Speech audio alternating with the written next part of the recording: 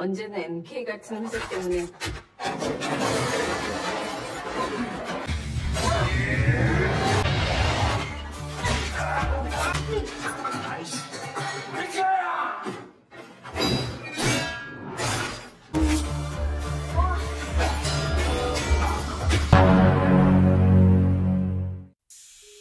Halo friend, gimana kabarnya? Semoga kalian semua sehat dan dimudahkan rezekinya.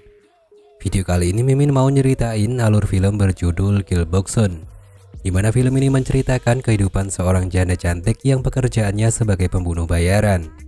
Oke, nggak usah panjang kali lebar, mari kita langsung ke alur ceritanya. Film diawali dengan seorang pimpinan Yakuza yang berbasis di Korea Selatan bernama Oda yang terbangun dari tidurnya. Namun dia dikejutkan karena sudah berada di tengah jalan.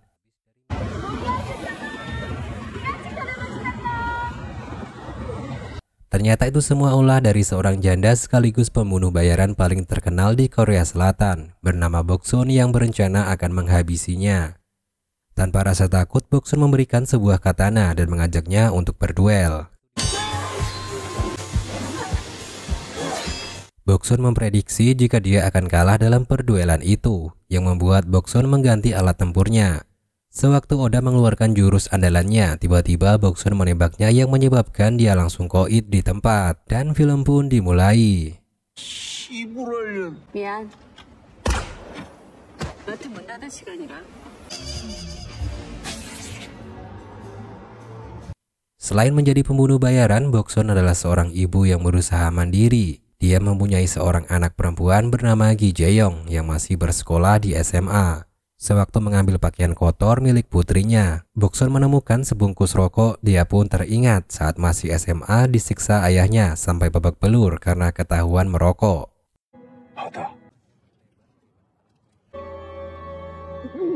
Karena hubungan mereka berdua kurang harmonis, Boksun berusaha mengajak udut bareng, tapi Gi Jae-yong menolaknya. Boksun yang naik darah berusaha akan menghukum Gi Jae-yong, namun putrinya langsung meminta maaf dan berjanji tidak akan merokok lagi. Boksun yang tidak bisa berbuat apa-apa kemudian meminta memilihkan baju untuk pertemuan besok pagi dengan emak-emak wali murid. Tapi Boksun justru mendapatkan ulti jika pertemuannya hanyalah ajang pamer kekayaan. 이거 극성스러운 사립학교 엄마들 돈 자랑, 자식 자랑하는 자리 아니야? Pagi harinya para emak-emak berkumpul dan menceritakan rencana liburan musim panas ke luar negeri. Boksun juga ditanyai kenapa tak mengajak Gi Jae-yong berlibur. Untuk menyembunyikan identitasnya sebagai seorang pembunuh bayaran, dia hanya bisa beralasan jika sedang ada perjalanan bisnis.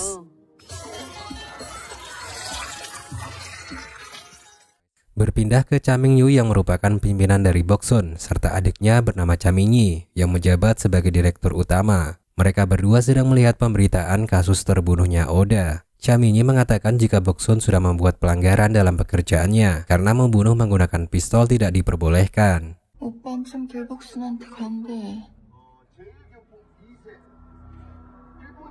Di tempat lain, Boksun sedang nongkrong bareng bersama para pembunuh amatiran. Mereka sangat menghormati Boksun karena dia bergabung dengan perusahaan Global MK dan pekerjaannya selalu berhasil.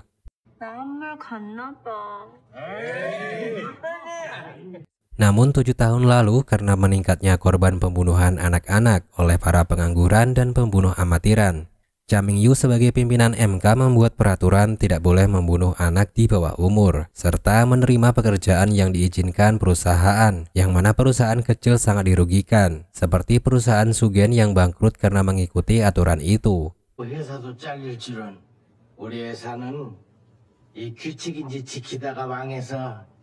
Singkat cerita, Boksun yang akan pulang ke rumah tiba-tiba dihadang preman jalanan. Tak lama dari itu, Hanisong datang membantu menghabisi para berandalan. Kemudian mereka berdua melakukan bercocok tanam. Sebelum pulang, Boksun memberikan uang kepada Hanisong untuk biaya operasi ayahnya yang sakit. Hanisong mengatakan jika Boksun peduli terhadapnya lebih baik membuat perusahaan sendiri dan mempekerjakannya. Namun Boksun berencana akan berhenti menjadi pembunuh bayaran karena ingin fokus menjaga putrinya. 그만둘지도 몰라. 갑자기? 왜요? Di sisi lain, pergaulan Gi Jae-yong menyimpang. Dia mempunyai hubungan spesial dengan Isora, teman satu kelasnya. Isora dan Gi Jae-yong sangat takut jika ibu mereka mengetahui hubungan terlarang itu. Kemudian datang Yuselo dan yang lain menegur mereka berdua untuk tidak merokok. Yuselo mengajak mereka pergi ke pesta, namun Gi Jae-yong menolaknya dan mengatakan, 죽는다. keesokan paginya Boksun menjalani rutinitas seperti biasa, mengantar putrinya ke sekolah, kemudian Boksun pergi ke kantor MK. Setelah sampai di kantor, Cha Min-yi mengajak Boksun untuk sparring dengan anak magang bernama Young-ji yang akan dijadikan sebagai penerus Boksun. 너 방금 죽었어. Hanya dengan menggunakan spidol, Boksun berhasil mengalahkan Young-ji. Setelah selesai dengan sparringnya, Boksun menemui Cha Min-yu mengambil amplop untuk pekerjaan selanjutnya yang tetap berada di Korea. Sementara Cha Min-yu harus menyelesaikan pekerjaan di Rusia. Kemudian Cha Min-yu mengajak makan bersama di sebuah angkringan, di mana Boksun saat itu merasa pusing dengan sikap putrinya yang keras kepala. Namun tiba-tiba Boksun ditelepon pihak sekolah karena Gi Jae-yong sudah menusuk temannya. 재영이가 침으로 가위를 찔렀다는데? Di sekolahan pun kepala sekolah menjelaskan perihal Gi Jae-yong yang menusuk Yuselo. Namun sampai saat ini belum diketahui alasannya, karena Gi Jae-yong tak bisa memberikan alasan. Dan kepala sekolah juga mengatakan jika Gi Jae-yong tetap tidak bisa menceritakan maka akan dikeluarkan dari sekolah. 않으면 길재영 학생은 더 이상 이 학교를 다닐 수 없습니다. Ketika akan pulang, Boksun benar-benar marah dengan putrinya. Namun tetap saja Gi Jae-yong melawan ibunya. Sampai-sampai Gi Jae-yong mengatakan jika dia sengaja menusuk Yuselo berniat membunuhnya. 너 뭐라 그랬어? 죽이려고 거기 찔렀으니까. Malam harinya, Boksun menemui Hanisong yang sedang merekayasa TKP sehabis Hanisong membunuh. Dia juga menceritakan perihal penusukan yang dilakukan Gi Jae-yong, di mana Boksun seperti melihat dirinya dulu yang sudah membunuh pertama kali di umur 17 tahun. Di tempat lain, para pimpinan perusahaan sedang mempelajari kasus pembunuhan tak berizin oleh pembunuh profesional. Dugaan awal adalah para pengangguran berulah lagi. Tapi ada spekulasi lain jika pelakunya adalah anggota dari perusahaan MK yang membantu dalam pembunuhan itu. Tapi Cha Min-yu menyangkalnya dan siap dipenggal kepalanya jika itu anggota dari perusahaannya. 그럼 제가 책임져야죠. 제 목이라도 드릴까요? Cha Min-yu mengabari Boksun jika dirinya akan berangkat ke Rusia. Lalu dia juga menyuruh Boksun untuk memulai pekerjaannya. Young-ji juga ikut menemani Boksun di mana mereka harus membunuh dengan merekayasa seolah korbannya bunuh diri. Namun saat akan menyayat lengan pemuda itu, Boksun berniat menggagalkan misinya setelah membaca surat yang rencananya dia tinggalkan sebagai barang bukti. Ternyata pemuda tersebut adalah anak dari calon Perdana Menteri. Tak lama dari itu, Boksun menerima panggilan dari Gi Jae-yong yang meminta maaf. 엄마. 미안해. Di negara Rusia, Cha Min-yu di sebuah bar bersiap akan mengeksekusi target yang akan dibunuhnya. Tiba-tiba Boksun mengabari jika misi pembunuhannya gagal karena kehabisan gas.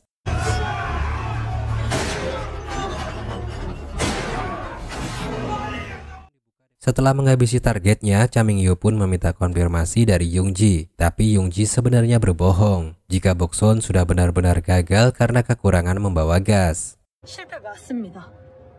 제가 가스量조절을 잘못한 것 같습니다. 죄송합니다. Keesokan paginya, Cha Min-yu yang bersiap untuk pulang ke Korea sambil menelepon Cha Min-yi.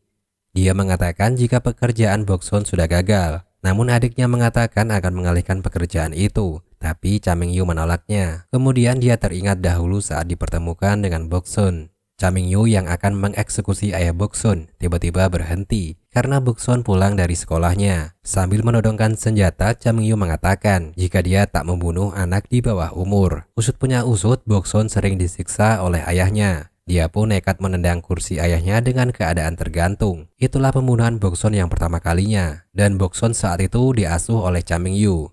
야, 아저씨가 목격자다.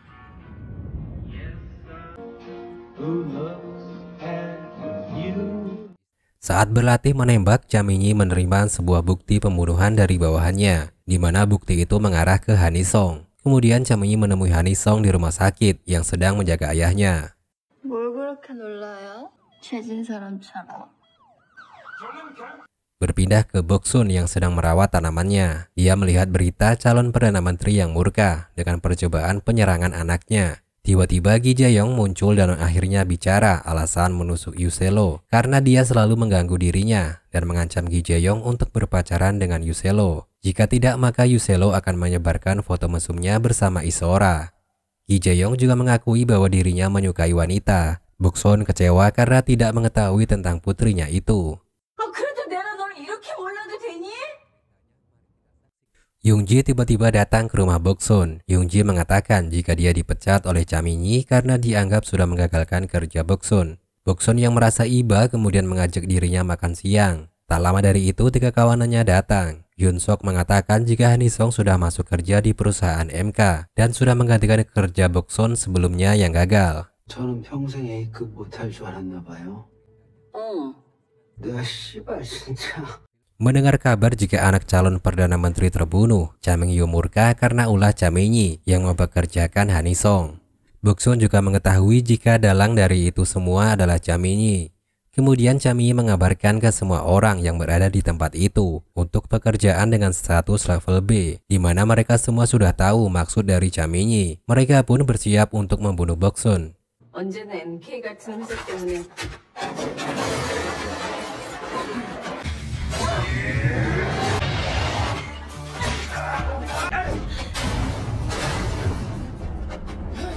Satu demi satu, Boksun membantai mereka hingga tewas dengan dibantu oleh Yoongi.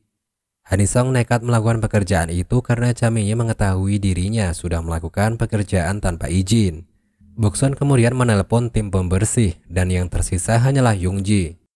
근데 나 왜 도왔니? 왠지 선배님 쪽이 좀 더 확률이 높아 보여서. Boksun yang berencana akan pulang ke rumah sambil menelepon Gi Jae-yong. Tiba-tiba Cha Min-yu menghadangnya karena Boksun sudah membunuh tanpa izin. Untungnya Yoongi datang dan menjelaskan jika penyebabnya adalah Cha Min-yi. Cha Min-yu mengatakan kepada Boksun, dia hanya bisa melindungi dirinya jika masih bekerja di MK, karena saat ini perusahaan lain akan mengejar Boksun yang sudah membunuh anak buah perusahaan lain. 내가 그 이유를 말해주면요. 동생분은 무사하시려나? Saat Boksun tiba di rumah, untuk pertama kalinya Gi Jae-yong khawatir dengan keadaan ibunya. Sambil menangis, Gi Jae-yong curhat jika dia sudah diputuskan Isora. Dan Isora juga sebenarnya tidak menyukai wanita seperti Gi Jae-yong. Boksun saat itu sedikit kecewa karena permintaan maafnya tak diterima. Dan harusnya putrinya itu menjelaskan ke semua orang jika dia tak bersalah. 미안하다고 하면 좀 그냥 받아주면 안 돼? 너 꼭 이렇게 바보같이 엄마 만들어 직성이 풀리니? Hati Gi Jae-yong sedikit melunak karena pernyataan ibunya. Boksun juga menceritakan jika dia sudah baku hantam dengan rekan kerjanya. Lalu Gi Jae-yong mengatakan jika dia pernah melihat pistol dan paspor palsu di tas ibunya. Boksun tetap menyembunyikan jika sebenarnya adalah pembunuh bayaran. Untungnya Gi Jae-yong saat itu hanya percaya jika ibunya adalah anggota Badan Intelijen Korea Selatan. 엄마는 아무 말 안 했다. 그럴 줄 알았어. Namun sejak saat itulah hubungan mereka berdua sudah mulai harmonis. Pagi harinya para pimpinan perusahaan lain berkumpul membahas tentang Boksun yang sudah membunuh anggota perusahaan lain. Di sisi lain, Boksun menemui Cha Min-yi untuk perpanjangan kontrak kerjanya. Cha Min-yi juga menceritakan jika anak magang itu sudah terbunuh. 쉬운 방법은 문제를 없애는 거잖아. 안 그래? Kembali ke rapat perusahaan, Sersan Shin menyuruh Cha Min-yu untuk menghadirkan Boksun dan seorang saksi yaitu Yoongi. Namun Cha Min-yu tak bisa menghadirkan mereka dan beralasan jika Boksun sedang dirawat. Sementara saksi tunggal menghilang yang sebenarnya sudah dibunuh oleh Cha Min-yu.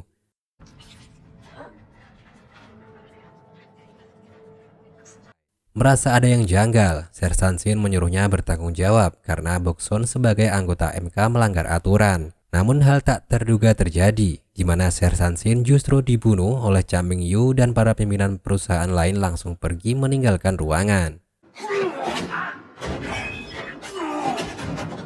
합리적인 의심이 있으신 분 계십니까? Boksun yang keluar dari ruangan menyuruh seorang penjaga untuk menyampaikan pesan kepada Cha Ming-yu untuk mengatur pertemuan dengannya karena Boksun sudah membunuh adiknya. Cerita masih lanjut, Cha Ming-yu menelepon rumah Boksun yang saat itu hanya ada Gi Jae-yong. Kemudian Cha Ming-yu berpesan kepada Gi Jae-yong jika dirinya sudah menerima pesan dari ibunya dan menyuruh Boksun menemui di kantor. 잘 받았고 이따 사무실에서 뵙자고 전해줄래? Semua berkabung dengan meninggalnya Direktur MK. Sementara Boksun yang sedang makan malam bersama putrinya juga sudah menyampaikan pesan dari Cha Ming-yu untuk pergi ke kantor. Malam itu juga Boksun bersiap menemui Cha Ming-yu. Saat sampai di ruangannya, Boksun disambut oleh tembakan Cha Ming-yu. Namun tetap saja mereka berduel menggunakan pisau yang sudah disediakan, di mana pertarungan mereka sangat adil. Setelah pertarungan lama, akhirnya Boksun berhasil mengalahkan Cha Ming-yu. Tapi ada rencana lain, yaitu seorang anak buahnya mengirimkan sebuah tablet siaran langsung ke rumah Boksun, yang saat itu Gi Jae-yong mengetahui jika ibunya sudah membunuh.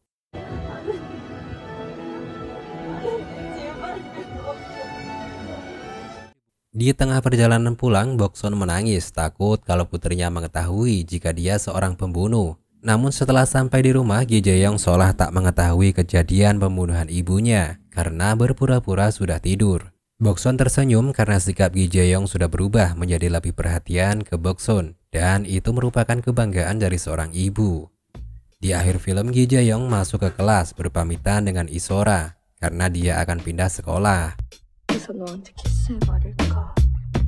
아니면 그냥 죽여버릴까? Dia juga berpapasan dengan Yuselo sambil meledek dan film pun berakhir.